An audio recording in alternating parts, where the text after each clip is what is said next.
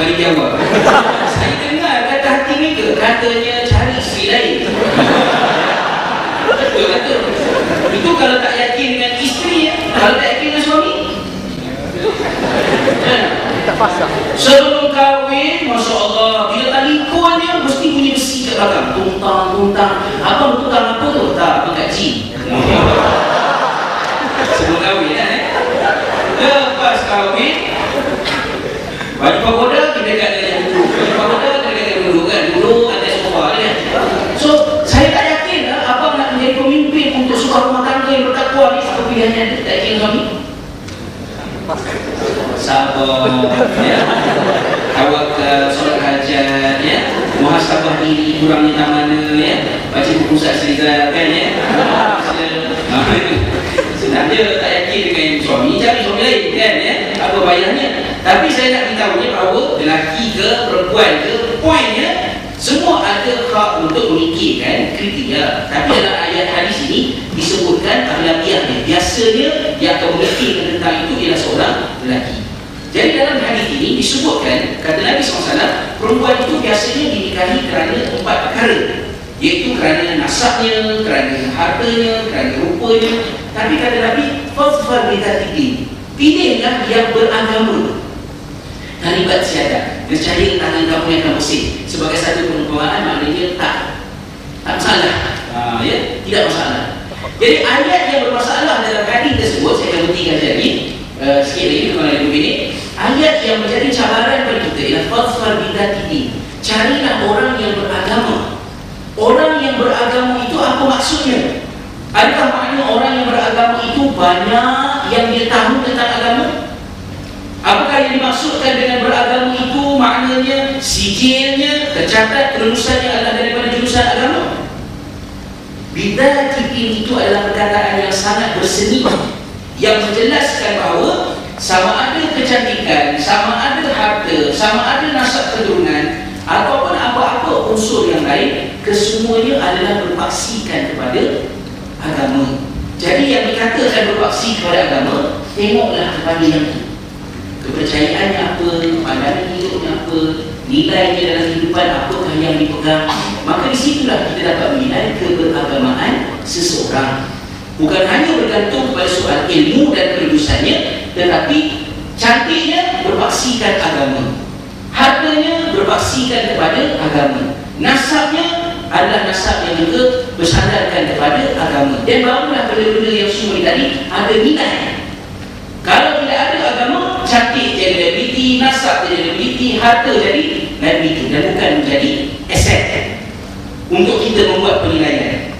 Baik, dan kerana itulah akhirnya kita katakan bahawa yang pertama sekali yang perlu diperiksa ialah akidah yang akan menerjemahkan kefahaman kita tentang agama. Saya dah sebutkan tadi bahawa akidah ini kuncinya 3 perkara, nak menjawab 3 soalan, iaitu kamu siapa, Allah itu siapa, hidup ini apa. Semua yang dibincangkan dalam akidah adalah pergi untuk membentuk kefahaman tentang 3 soalan yang penting ini. Untuk kita nampak kita ni siapa, Allah itu siapa, dan hidup ini apa. Rumah tangga akan menerjemahkan jawapan kepada 3 benda. Dan untuk itu saya berhenti di sini. Kita berehat seketika dan saya akan sambung dengan pusingan yang kedua untuk mendasarkannya kepada panduan yang seperti tadi lah asas-asasnya. Kata Allah Subhanahu wa taala dalam ayat ini, a'udzubillahi minasyaitonir rajim, wa la takunu kalladzina nasullaha fa ansahum anfusahum ulaika humul fasiqun. Jangan kamu termasuk dalam golongan orang-orang yang lupakan Allah. Kenapa jangan lupakan Allah? Kamu lupakan Allah tidak memudaratkan Allah, tidak mengurangkan apa-apa di sisi Allah. Tetapi musibah orang yang lupakan Allah ialah nantinya kita akan lupa siapa kita. Orang yang lupa Allah akan lupa siapa dia. Kerana dengan mengingati Allah, kita akan sedar kita siapa. Siapa kita? Kita adalah hamba-Nya. Manusia yang lupa bahawa dirinya adalah hamba, dia akan menjadi Tuhan dalam rumah tangga. suami akan menjadi Tuhan kepada isteri, isteri akan menjadi Tuhan kepada suaminya dalam berbagai bentuk.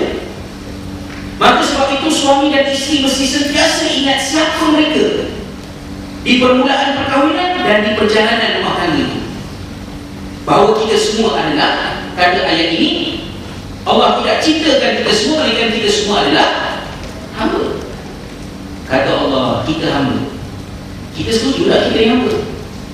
Adakah anda setuju ada semua hamba? Saya tak tahu. Allah kata kita hamba. Kita sendiri setuju tak kita hamba? Peminat bola, bola, siang bola, malam bola, tengok semua nampak bola. Sarung batal Manchester United, langsir Manchester United. Ya, saya tahu Manchester United sedang, maknanya ada tekanan jiwa dalamnya. Saya sebut dengan sopan lah ya.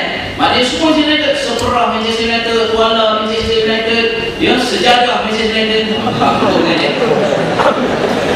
Jumpa dengan dia, Assalamualaikum, hamba bola. Marah dia. Marah.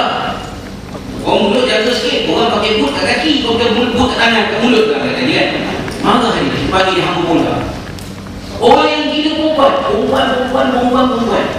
Assalamualaikum, hamba gila. Marah dia. Tersinggap dah. Tapi kalau orang yang sama, kita minta derma pada dia, Assalamualaikum, saya daripada surau ihsan, minta maaf malam tadi bubuk cabut ke angin, jadi nak repair hari ni, boleh tak derma sekelas RM1? Dia tengah makan sate gajah. Yalah. Bagi RM10. Boleh tak tuliskan nama dekat apa ni, receipt ni, saya nak bagi, nanti boleh claim kapten. Tulis nak apa? Dia ambil pen. Yang ikhlas hamba apa boleh ya? Hamba Allah. Betapa tidak teragak-agaknya dia membahasakan diri dia sebagai hamba Allah. Punya tak malu. Kelah mencinta setan pun betul kan? Dengan kehidupan yang sebenar. Nak tahu, tak ada manusia yang kecil hati kita dipanggil sebagai hamba Allah. Assalamualaikum, hamba Allah. Ada orang hati? Tak ada orang tersinggung dipanggil hamba Allah. Kenapa? Subconsciously. Itulah kita. So sebenarnya bukan hanya Allah kata kita hamba, tapi kita juga sedar kita hamba.